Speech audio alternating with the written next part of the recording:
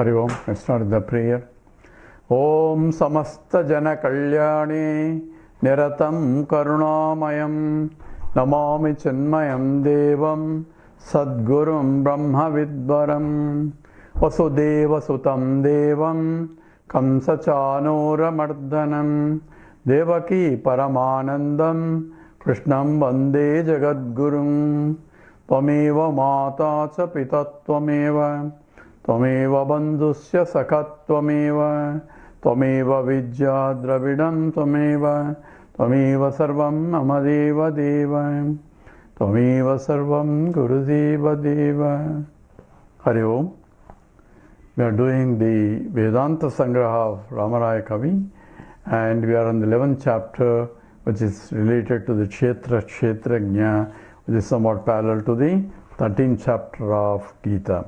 Here Kshetra is the everything starting from Antakarana to all the way to the bodies, and including the ego also in that. And even though normally we say ego is the one who is knower, but it is actually Atma in that, because ego involves I am this is the ego. That I am part is coming from the Atma. So actually Atma is the knower, but I am identifying that I am with the ego, because I am, this is the ego, and this is an object, and I am a subject, and identifying with that object as subject is due to confusion, not knowing what we are. Also for transaction purposes I had to do that.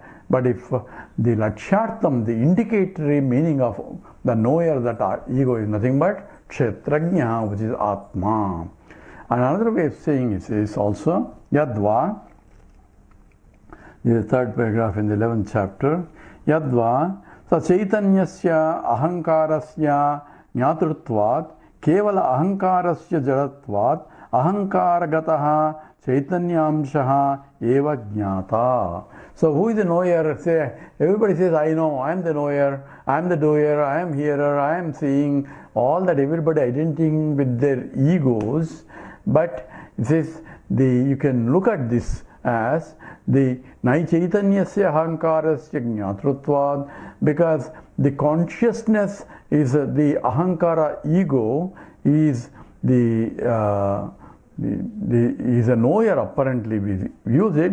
Kevala Ahankarasya Jadatvad, in that I am a knower, the Kevala Ahankara, the ego aspect of it, where the identification involved, that is, ego involves, even though I am, this part is the identified as Ahankara. So I am the knower. We're talking about a particular body, mind, intellect, not the consciousness. So shifting the attention from I am part to this part and identifying that as the totality, that is the problem. Whereas any this part, that I am this, any this part is jadam.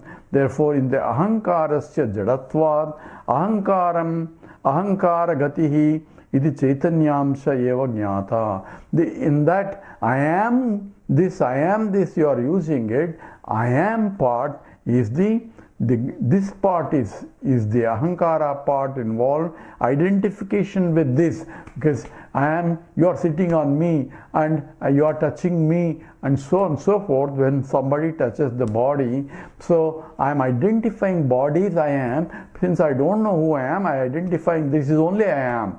And even if it tells you are not this, then I won't listen to it, because identification is so intense, and that is ahankara, that's the ego. Ego has to be surrendered.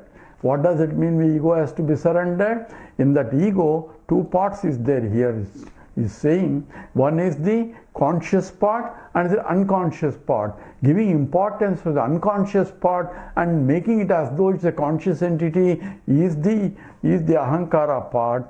So in that, the unconscious part, which is the idam part, is always a jadam, because it becomes an object. I know is object. So the object subject mixed together, the knower known are mixed together, and the real knower is the Atma. So because other one is a jadam. So ahankarasya jadatvat, ahankaragataha chaitanyamshaha in that the part, amsha, that I am part in the ego, I am, this is the ego, the I am part amsha is the real knower, not this part. Nacha ahankaraha eva atma iti vachyam. Therefore, you cannot say ahankara is the self, so is a knower. It cannot be, even though the ahankara is also a product of knowledge only, because mama ahankara iti bhedanubhavad. So people say my ego means I have ego. I have ego means I have something other than myself. That means there is something that I am possessing. Possessor is different from possessed. Therefore, this is my ego means I am a owner of this ego, and therefore I am different from what I own. That's what is here is mama ahankaraha, mine. This is mine, this is mine. That is part also, ahankara also. Mama ahankaram iti bhedanubhavat. So any statement is my ego means my ego. So ego is also object of my knowledge. So I am not, the ego is not a knowledge, because I know ego also, that I am the real knower, kshetrajna, and ahankara is also kshetram only. So mama ahankaraha iti bhedanubhavat. Sushupchadishu. So you bring another argument here. Sushupchadishu ahankara nasa darsanat. In the sushupti, in the deep sleep state, adishu, etc., in the deep sleep state, or in the murcha state, or when you lose consciousness, adishu, ahankara nashaha darsanat. One can see the destruction of the ego. So therefore, I am there, or the ego is not there. Therefore, I cannot be ego. I am there. I slept very well when I say I was there. So the knower of who slept and knows knowledge of sleeping obviously is different from the ego. Even though in the morning I get up and say I didn't have good sleep, I slept very well like a log, and all those statements mean it is the ahankara claiming that action that was already performed. So it is, therefore it is a sushupchadishu ahankara nashaha darshanat. So one can see, darshanat means one experiences as though that there is no ego, ahankara got destroyed in the deep sleep state. And the question is that true? What do we experience this? The problem is in the deep sleep state that I am not even conscious of myself, that I don't have ego also. So in the sense, there is a no kshetrajna, jnanam is also not there, because kshetrajna comes when the kshetram is there. But I am that the pure Atma is still there. Atma cannot disappear, and that's what he's going to tell next. And that Atma, but what I'm conscious of is not there. And the question that was raised and many discussions is that an experience or is it an inferential statement that I don't have the ego or I am so on and so forth. Here, on the transactional basis, the mind as though from the Vijnanamaya Kosha folds into become Anandamaya Kosha. Folding of Vijnanamaya means there is no subject-object duality. Kshetram, Kshetrajna, duality is not there because there is no Kshetram there. Therefore, Kshetrajna role has not there, but Kshetrajna alone is there without Kshetram. That's what it implies. Now, when say in the question that is, then who experiences the deep sleep state? Is it an experience? Is it an experiencer? There is no experience duality there, because the duality involves the mind, and the mind involves both the knower known thoughts are there. Since there are no thoughts, therefore ahankara is not there. It's at the same time experience is recorded and that is recollected. That experience is positive, and therefore it is an experience of the mind, of the absence of the knower-known duality. Kshetram, Kshetrajna duality is not there. That is the experience, and the experience is recorded as though, because the mind to reveal that is not there. So when you get up in the morning, that experience is not an inference. Experience is positive, but inference is by this one, this I did not see anything. Ego claims because he has no knowledge of it, and all he knows is only I did not know anything. But at the same time, he also says I slept very well.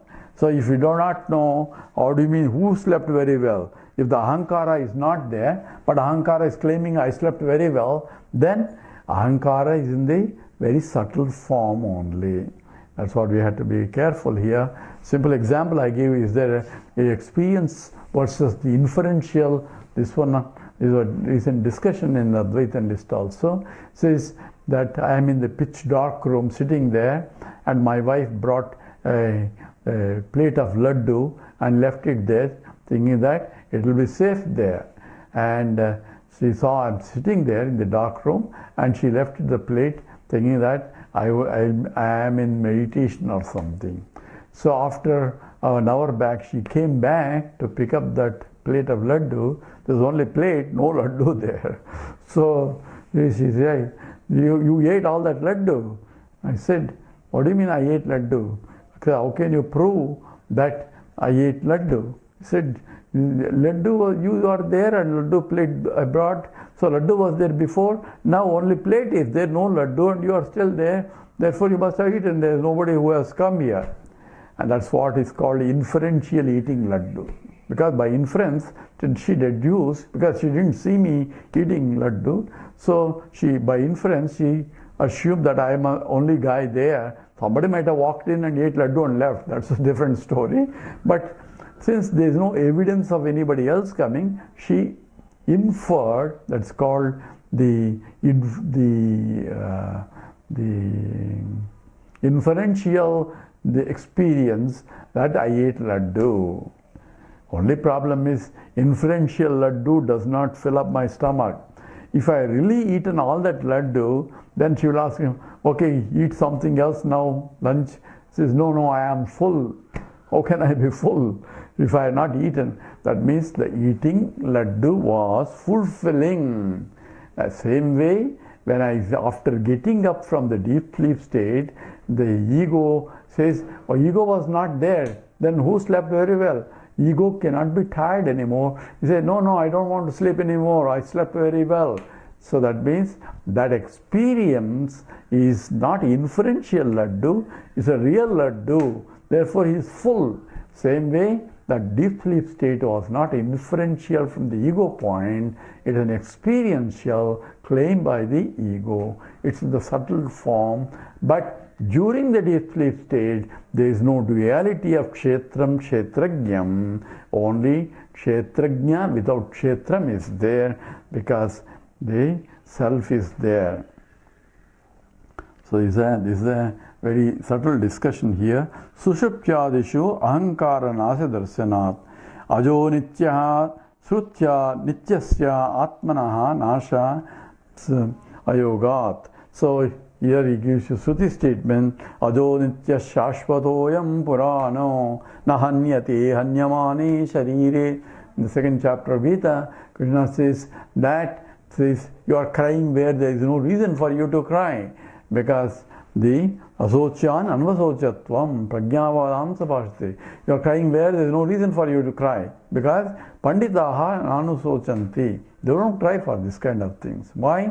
Because they know they live eternally. So say, natvevaham jatanasam natvam nemi janadipaha nachaiva navavishyamaha sarvayam. And Krishna says, there was never a time I was not there, never a time you were not there, never a time all these kings were not there. So everybody was there. And Ramanuja and other acharyas use that sloka. This is that each jiva is eternal. That's what Krishna said. He didn't say, well, there is only one Atma. He said, everybody is not nityam only.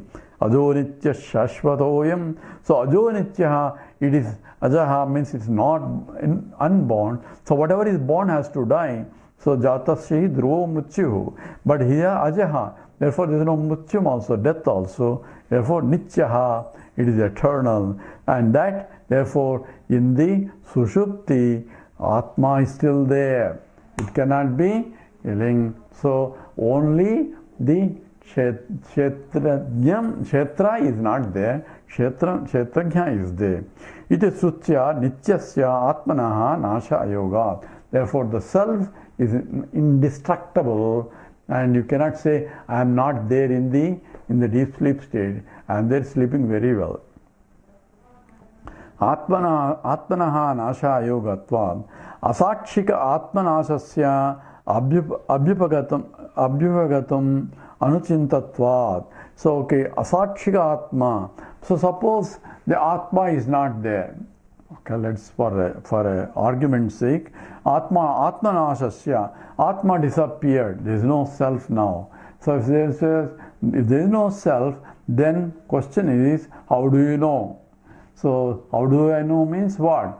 There has to be knower, Kshetrajna, of the Atma not there. That's what it implies. So, the destruction of the Atma itself becomes a Kshetram for another Kshetrajna who can see that Atma is not there now. Now Atma is coming back in the waking state and the dream state, but in the deep sleep state Atma is not there. Who is aware of all this?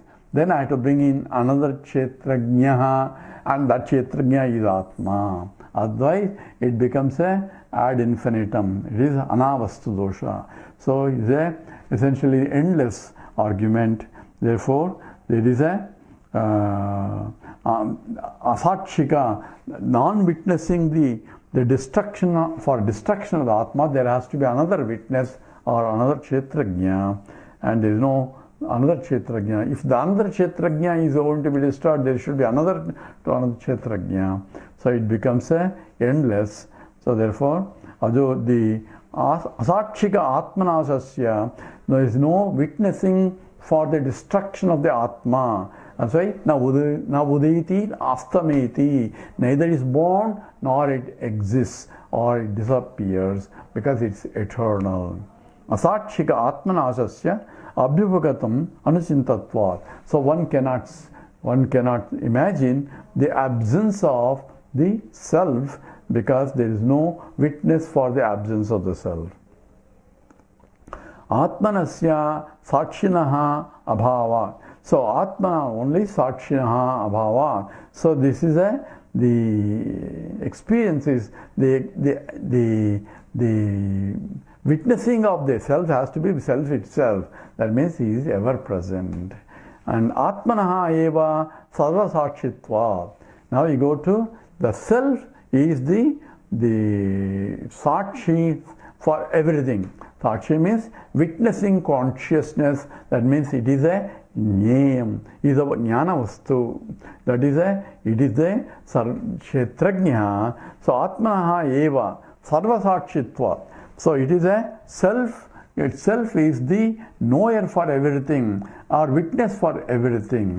So how can he jump from Atma, that is one's Kshetram, to everything else? Because Atma is a Chaitanya Swarupam. That's what he is going to show later. It is indivisible and it is all pervading, it is infinite. That consciousness is a Jnana Swarupam, Atma.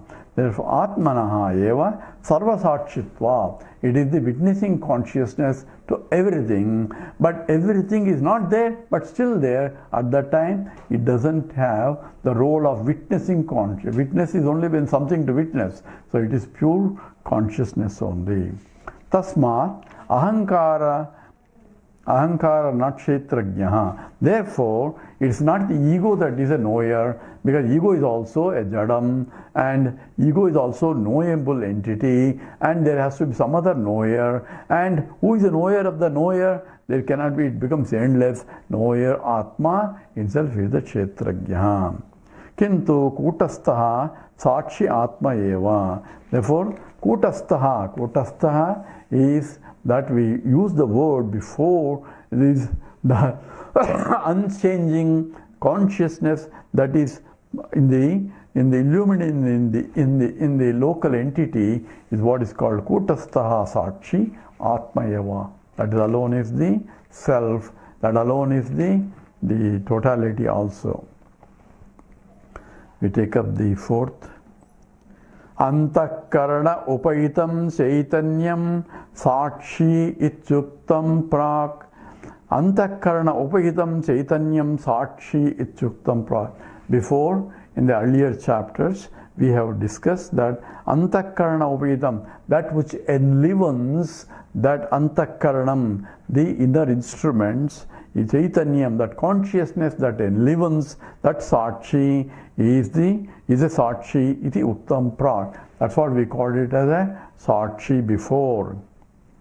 Aham ekopi kshetrajnaha so upadibhuta antakarana bhedat aneka iva bhati. So aham ekopi, even though I am part is the kshetrajnaha is a knower, I am part is a knower in this, I am a knower. That I am part is real Atma, real Kshetrajna. This part is only a egotistical, the equipment part, and in that knower part is only this part, and that is even only one, ekaha api, one without a second, and Kshetrajna is a knower of so upadibhuta antakarana bhedat, because of the inner differences of the equipment's differences, aneka iva bhati. So it as though appears as many knowers here. So I know this, but I don't know that. And he knows that, but he doesn't know this. So the knower seems to be different, not because of the knower differences, because of the antakarana differences. The instruments for knowledge is also. So here we have to be careful that the pure Sakshi, there is no knower question also. From the point of pure self, there is no distinction between knower and known. It is all in the transactional world, which is going to discuss later. And this knower in the transactional world, transactions are occurring at the upadhi level. That means at the inner instruments, that we call it upadhi instruments, where the consciousness enlivens that. And enlivening means by its mere presence, it is becoming active as though the consciousness is beaming through it and expressing through it and making that instrument antakaranam as though knower in the process. So here all the complexities are involved. Since the instruments of knowledge, antakaranam, the mind and intellect and the memory, chitta and ego are different for each jiva. Therefore, it looks like there are differences are there, but it's only ekaha. Aham ekopi kshetrajna is only one knower because of the differences. So upadhi bhuta antakarana bhedat, because of the individual differences between the instruments of perception, upadhi, aneka iva bhati, as though it appears as there are many conscious entities in the world, or many knower entities in the world. Karyam ananvayitvi sati vyavartikatvam upadehe lakshanam. Karyam ananvay sati vyavartikatvam upadehe lakshanam. So what is here he is talking about, what is a upadhi? So here, because different instruments are different, so what is called upadhi lakshanam? So karya ananvayitve sati vyavartikatvam is though transactionally it is only using those as though as a different instruments for knowledge, but itself is only can exist without that also. Therefore, it is ananvayitve sati. There is no all the time association. Only during the Vyavaharika stage there is an association as though with the upadhis, and the upadhi lakshanam is that which is temporarily an instrument for transacting in the world. So for going from one place to other place, car is a transacting upadhi for that. I don't sit in the car all the time and say, this is my car, but I am also doing something else at that time, and I am not always car bound. So car is only upadhi in that sense. So this body is also the upadhi, and body keeps changing, but I am the same. So Pratyagatma, it's called unchanging Atma, but body is changing, but I am using the different bodies of changing bodies. So changing bodies, but I am not changing, I am the same, and the body is changing, mind is changing, what I like before different, everything is changing, but I am a changeless entity in all the changing things. That's called Pratyagatma, that is that which remains the same, that is Atma. Even though it is one, upadhi is only instruments where for expression only, and therefore it's called upadhi lakshanam. And karyanva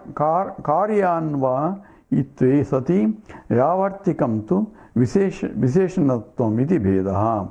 So there ananvayitve, it is called anvayitve, karya anvayitve sati vyavartikatvam tu visheshanatvam bhedaha.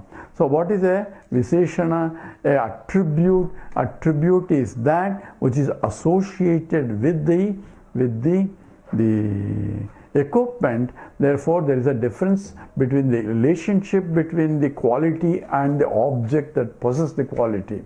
So even though the quality is different from the visheshana is different from visheshya, that means if I say blue lotus, blue is different from the lotus, so blueness is a visheshanam of the particular, and that is associated with that. Whereas in the case of upadhi, it's not that kind of association. In fact, relation between the visheshana, visheshya, visheshana, visheshabhyam. So visheshya, though the locus for the attributes is different, noun is different from an adjective, and the adjective noun relationship is a big discussion in the Indian logic, and here without going into that details, but here is pointing out what is the difference between upadhi and the visheshanam. One is an attribute, another is the instrument for expression only. Even though we use that as an attribute, how tall is he? He is 5 feet tall, he is 120 pounds or 180 pounds. He is talking about his weight, and this one, the upadhi weight and upadhi weight has been attributed to he, that is the conscious entity, but that's only for transactional purposes. It's only for instrument. As long as using that instrument, he has that weight. If he leaves that instrument will be there, but he has gone without it. So that is what the difference between they are separable. Whereas the visheshana, visheshyam, there are inseparable relationship between the quality and the object. If I say sugar is sweet, you cannot separate the sweetness and the sugar, and they are inseparable, and that's what is called visheshanam iti bedaha. Idascha kshetrajñatvam atmano vyavaharikam eva. In this way, kshetrajñatvam atmano vyavaharikam. So in this way also, we use the upadhi as an instrument for the knower as a kshetrajña. Kshetrajñatvam, knowership, is associated with upadhi right now, even though knower kshetrajña is atma only. Has to be understood. Idascha, even here. Paramarthataha kshetrasyaiva abhavat kutaha tadjnatvam nanu tadjnatvam. Paramarthataha kshetrasyaiva abhavat Kutaha tadjnatvam. So here he is asking a rhetorical question here. So if from Paramartha, this is only from Vyavaharik, transactional reality, but in the absolute reality, there is no Kshetram even, therefore what can you talk about Kshetrajnaha? So only pure self is there. You don't call him at that time Kshetrajnaha. It's only the Kshetram is there, Kshetrajna comes into picture. From the point of absolute, there is no Kshetram or Kshetrajnam also. This is the difference between, this is what whole Bhagavad Gita 13th chapter involves, Kshetra Kshetrajna Vibhaga Yoga. This we stop here. Om Purnamada Purnamidam Purnat Purnamudachyate Purnasya Purnamadaya Purnameva Vasishyate. Om Shanti Shanti Shanti. Hari Om Sri Gurubhyo Namah.